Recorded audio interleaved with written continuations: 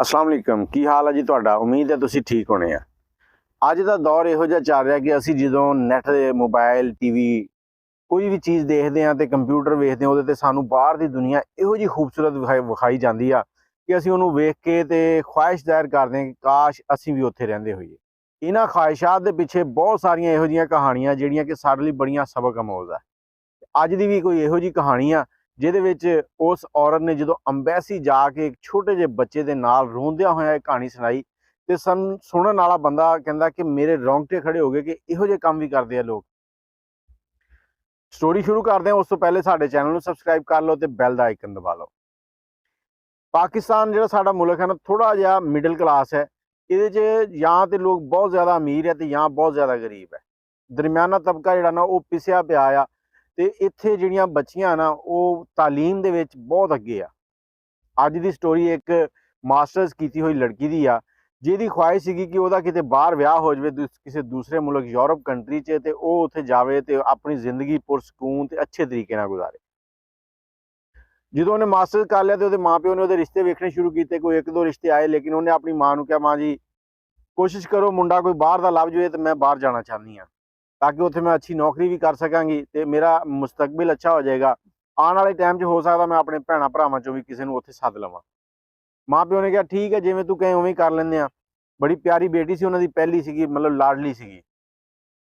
रिश्ते विखाउण वाली ने इस तरह करदियां करदियां एक रिश्ता विखाया जिहदे च उन्हें दस्सिया कि यह मुंडा जिहड़ा है बाहर सैटल आ दूसरे मुल्क ते ये विआह करना चाहता। जो मुंडा विखाया मुंडा भी खूबसूरत सीगा ते अच्छी खासी वो मतलब उत्थे उन्हां दी प्रॉपर्टी सी बाहर, अच्छा सैटल सीगा। कुड़ी ने हाँ करती। जो हाँ करती मुंडा आया, उन्होंने निकाह हो गया। जो निकाह होया तो उस तो बाद मुंडे ने जान लग्या उन्होंने कहा ठीक है मैं हुण जाके ना तेरे पेपर तैयार कराना, पेपर तैयार करवा के तेनों उधर सद लेना। थोड़ा जिहा 1-2 महीने का प्रोसेस सीगा जिहड़ा गुजरिया। प्रोसेस तो बाद वो बच्ची जिहड़ी आ वो अपने ससुराल पहुंच गई। जो ससुराल पहुंची आ ते उत्थे पहुंचदे ही उन्हें जो वेख्या ना कि ਉਹਦਾ इस्तकबाल बड़े ही शानदार तरीके नाल कीता गया। कोई 1 ਤੋਂ 1.5 महीना उन्होंने लग्या ही नहीं कि वो ससुराल आ। हर पासे ਉਹਦੀ खिदमत ते हर शै। लेकिन इसे दौरान एक जिहड़ी चीज़ सीगी ਉਹਦੇ वास्ते एक अनजान सी। ਉਹਨੂੰ समझ ही नहीं आई कि की हो रहा। ਉਹ ਕੀ ਸੀ, ਉਸ फैमिली ਦੇ ਵਿੱਚ ਕੁੜੀ ਦੇ ਮਾਂ ਪਿਓ, ਮੁੰਡੇ ਦੇ ਮਾਂ ਪਿਓ ਸੀਗੇ ਤੇ ਇੱਕ ਲੜਕੀ ਨੌਜਵਾਨ ਤੇ ਖੂਬਸੂਰਤ ਉੱਥੇ ਰਹਿੰਦੀ ਸੀ। ਉਹਨਾਂ ਨੇ ਕਿਹਾ ਜੀ ਇਹ ਸਾਡੀ ਦੂਰ ਦੀ ਰਿਸ਼ਤੇਦਾਰ ਆ ਤੇ ਇਹ ਇੱਥੇ ਸਾਡੇ ਨਾਲ ਹੀ ਰਹਿੰਦੀ ਆ। ਇਹਨੇ ਵੀ ਮੰਨ ਲਿਆ।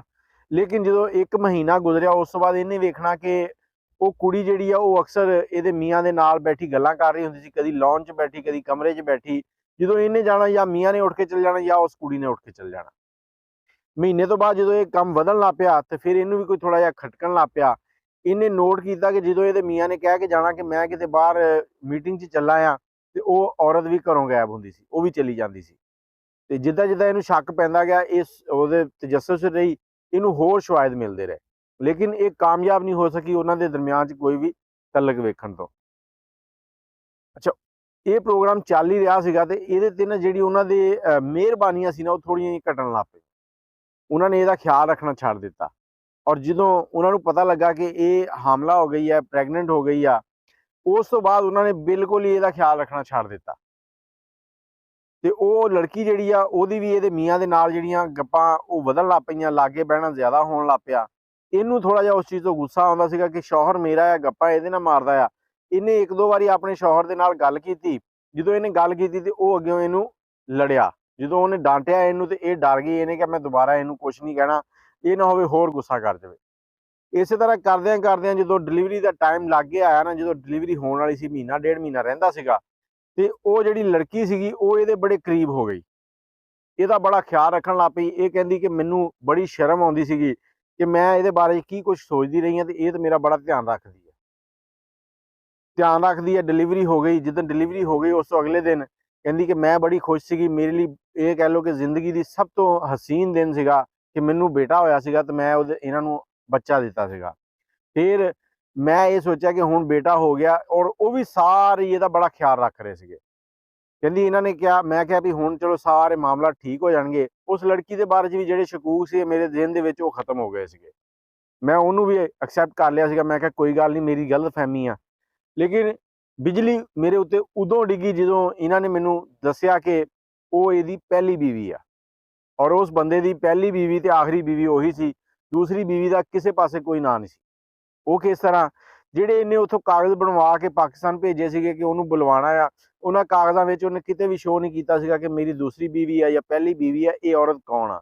ਉਹਨੇ ਸਿਰਫ ਇੱਕ ਇੰਪਲੋਏ ਮਤਲਬ ਨੌਕਰੀ ਕਰਨ ਵਾਲੀ ਲੜਕੀ ਬਣਾ ਕੇ ਕਿਸੇ ਤਰੀਕੇ ਉਹਨੂੰ ਬੁਲਵਾਇਆ ਸੀ, ਉੱਥੋਂ ਬੁਲਵਾ ਕੇ ਤੇ ਉਹਨੇ ਐਸਾ ਪ੍ਰੋਗਰਾਮ ਰਚਾਇਆ।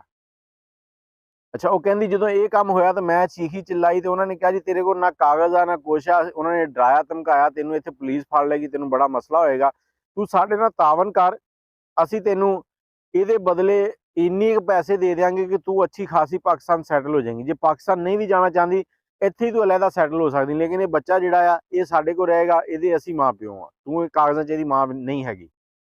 ਅੱਛਾ, ਉਹਨੇ ਜਦੋਂ ਇਹ ਚੀਜ਼ਾਂ ਸਾਰੀਆਂ ਦੇਖੀਆਂ, 2 ਦਿਨ ਉਹਨੇ ਸ਼ੋਅ ਪਾਇਆ ਤੇ ਇਹਨਾਂ ਨੇ ਉਹਨੂੰ ਕਮਰੇ ਦੇ ਵਿੱਚ ਬੰਦ ਕਰਤਾ।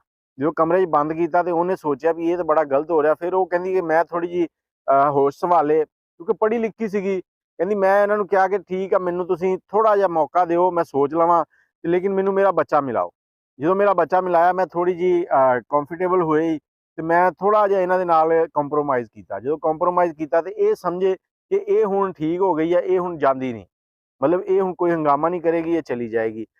ਇਸੇ ਦੌਰਾਨ ਮੈਨੂੰ ਹਮਸਾਈ ਸੀ ਸਾਡੀ ਇੱਕ, ਤੇ ਉਹਦੇ ਨਾਲ ਥੋੜੀ ਜਿਹੀ ਦੁਆ ਸਲਾਮ ਹੋਈ। ਮੈਂ ਖਿੜਕੀ ਦੇ ਵਿੱਚੋਂ ਉਹਨੂੰ ਬੁਲਾਇਆ ਤੇ ਉਹਨੂੰ ਮੈਂ ਸਾਰਾ ਮਾਮਲਾ ਦੱਸਿਆ। ਉਹਨੇ ਮੇਰੀ ਮਦਦ ਕੀਤੀ ਤੇ ਉਹਨੇ ਮੈਨੂੰ ਅੰਬੈਸੀ ਵਾਲਿਆਂ ਦਾ ਨੰਬਰ ਵੀ ਦਿੱਤਾ ਤੇ ਹੈਲਪਲਾਈਨ ਤੇ ਕਾਲ ਵੀ ਕੀਤੀ। ਇਸ ਤਰੀਕੇ ਉਹਨੇ ਮੈਨੂੰ ਅੰਬੈਸੀ ਤੱਕ ਪਹੁੰਚਾਇਆ ਇੱਕ 4-5 ਦਿਨ ਦੇ ਬੱਚੇ ਦੇ ਨਾਲ। ਕਹਿੰਦੀ ਮੈਂ ਅੰਬੈਸੀ ਗਈ, ਉੱਥੇ ਜਾ ਕੇ ਸਾਰਾ ਮਾਮਲਾ ਉਹਨਾਂ ਨੂੰ ਦੱਸਿਆ ਤੇ ਹੁਣ ਉਹਨਾਂ ਦੇ ਉੱਤੇ ਕੇਸ ਵਗੈਰਾ ਕਰ ਰਹੇ ਆ। ਲੇਕਿਨ ਦੱਸਣ ਦਾ ਮਕਸਦ ਇਹ ਹੈ ਤੁਹਾਨੂੰ ਕਿ ਦੇਖੋ, ਇੱਥੋਂ ਅਸੀਂ ਸਾਰੇ ਬਾਹਰ ਦੇ ਖਾਬ ਵੇਖਦੇ ਹਾਂ, ਅਸੀਂ ਸੋਚਦੇ ਹਾਂ ਕਿ ਯਾਰ ਅਸੀਂ ਉੱਥੇ ਜਾਵਾਂਗੇ ਤੇ ਉੱਥੇ ਪਤਾ ਨਹੀਂ ਕਿੰਨੀ ਕੁ ਰੰਗੀਨ ਜ਼ਿੰਦਗੀ ਆ, ਲੋਕ ਉੱਥੇ ਪਤਾ ਨਹੀਂ ਕਿੰਨੀ ਕੁ ਐਸ਼ ਦੇ ਵਿੱਚ ਰਹਿੰਦੇ ਆ, ਉੱਥੇ ਫਰਾਡ ਨਹੀਂ ਹੈਗਾ, ਧੋਖਾ ਨਹੀਂ ਹੈਗਾ। ਲੇਕਿਨ ਸਾਡੇ ਜਿਹੜੇ ਲੋਕ ਆ, ਇਹ ਦੁਨੀਆ 'ਚ ਕਿਤੇ ਵੀ ਚਲੇ ਜਾਣ ਤੇ ਧੋਖਾ ਫਰਾਡ ਕਰਦੇ ਆ। ਹੁਣ ਇਹ ਵੇਖੋ ਕਿੱਡਾ ਵੱਡਾ ਫਰਾਡ ਆ। ਉਸ ਬੰਦੇ ਨੂੰ ਸ਼ਰਮ ਨਹੀਂ ਆਈ ਕਿ ਉਹਨੇ ਇੱਕ ਲੜਕੀ ਦੇ ਨਾਲ ਵਿਆਹ ਕੀਤਾ, ਵਿਆਹ ਕਰਕੇ ਉਹਨੂੰ ਉੱਥੇ ਲੈ ਗਿਆ, ਲੇਕਿਨ ਉੱਥੇ ਸ਼ੋਅ ਹੀ ਨਹੀਂ ਕਰਵਾਇਆ ਕਿ ਇਹ ਮੇਰੀ ਬੇਗਮ ਹੈ। ਉਹਨੇ ਇਹ ਸਾਰਾ ਖੇਲ ਕਿਉਂ ਰਚਾਇਆ? ਕਿਉਂਕਿ ਉਹਦੀ ਜਿਹੜੀ ਪਹਿਲੀ ਬੇਗਮ ਸੀ ਉਹ ਮਾਂ ਨਹੀਂ ਬਣ ਸਕਦੀ ਸੀ ਕਦੀ ਵੀ। ਉਹ ਚਾਹੁੰਦੀ ਸੀ ਕਿ ਮੇਰੇ ਸ਼ੌਹਰ 'ਚੋਂ ਔਲਾਦ ਹੋਵੇ, ਲੇਕਿਨ ਉਸ ਔਲਾਦ ਨੂੰ ਮੈਂ ਹੀ ਪਾਲਾਂ, ਮੈਂ ਹੀ ਉਹਨਾਂ ਦੀ ਮਾਂ ਕਹਿਲਾਵਾਂ। ਇਸ ਲਈ ਉਹਨੇ ਸ਼ੌਹਰ ਦੇ ਨਾਲ ਮਿਲ ਕੇ ਸ਼ੌਹਰ ਨੂੰ ਰਾਜ਼ੀ ਕੀਤਾ ਕਿ ਪਾਕਿਸਤਾਨ 'ਚ ਇਸ ਤਰ੍ਹਾਂ ਕੋਈ ਗਰੀਬ ਜੀ ਲੁਕੜੀ ਦੇ ਨਾਲ ਵਿਆਹ ਕਰ, ਉਹਨੂੰ ਲੈ ਆ, ਮੁੜ ਕੇ ਪੈਸਿਆਂ ਦੇ ਲਾਲਚ ਦੇ ਵਿੱਚ ਅਸੀਂ ਉਹਨੂੰ ਵਾਪਸ ਭੇਜ ਦਿਆਂਗੇ। ਹੁਣ ਉਹ ਕੇਸ ਕਰੇਗੀ, ਉਹਦਾ ਫੈਸਲਾ ਆਏਗਾ, ਕੀ ਬਣੇਗਾ ਕੀ ਨਹੀਂ ਬਣੇਗਾ ਉਹ ਬਾਅਦ ਦਾ ਮਸਲਾ ਹੈ। ਲੇਕਿਨ ਸਾਡੇ ਲਈ ਇੱਥੇ ਸੋਚਣ ਦੀ ਗੱਲ ਆ ਕਿ ਕਦੀ ਵੀ ਅਸੀਂ ਬੱਚਿਆਂ ਦਾ ਜਦੋਂ ਰਿਸ਼ਤਾ ਕਰਦੇ ਆ ਨਾ, ਸਾਨੂੰ ਇਸ ਤੇ ਫਿਕਰ ਕਰਨੀ ਚਾਹੀਦੀ ਆ ਕਿ ਅਸੀਂ ਕੀ ਕਰ ਰਹੇ ਹਾਂ। ਕਿਤੇ ਅਸੀਂ ਆਪਣੇ ਬੱਚਿਆਂ ਨੂੰ ਕਿਸੇ ਜਹੰਨਮ 'ਚ ਨਹੀਂ ਸੁੱਟ ਰਹੇ। ਇਹ ਕਹਾਣੀ ਇੱਕ ਜਹੰਨਮ ਤੋਂ ਘੱਟ ਨਹੀਂ ਹੈਗੀ। ਇਹਦੇ ਨਾਲ ਹੀ ਮੈਨੂੰ ਇਜਾਜ਼ਤ ਦਿਓ, ਦੁਆਵਾਂ ਯਾਦ ਰੱਖਿਓ, ਲੇਕਿਨ ਆਪਣੇ ਬੱਚਿਆਂ ਦਾ ਤੇ ਆਪਣਾ ਖਿਆਲ ਰੱਖੋ। ਕੋਈ ਵੀ ਕੰਮ ਕਰਨਾ ਉਹਦੀ ਤਹਿਕੀਕ ਕਰੋ ਪਹਿਲੇ ਕਿ ਕੀ ਹੈ ਕੀ ਨਹੀਂ ਹੈਗਾ। ਅਸੀਂ ਅੱਛੇ ਸੁਪਨਿਆਂ ਦੇ ਚੱਕਰ ਦੇ ਵਿੱਚ ਆਪਣੇ ਜਿਹੜੇ ਚੰਗੇ ਦਿਨ ਆ ਉਹ ਵੀ ਮਾੜੇ 'ਚ ਤਬਦੀਲ ਕਰ ਲੈਂਦੇ ਹਾਂ। ਅੱਲਾ ਹਾਫਿਜ਼।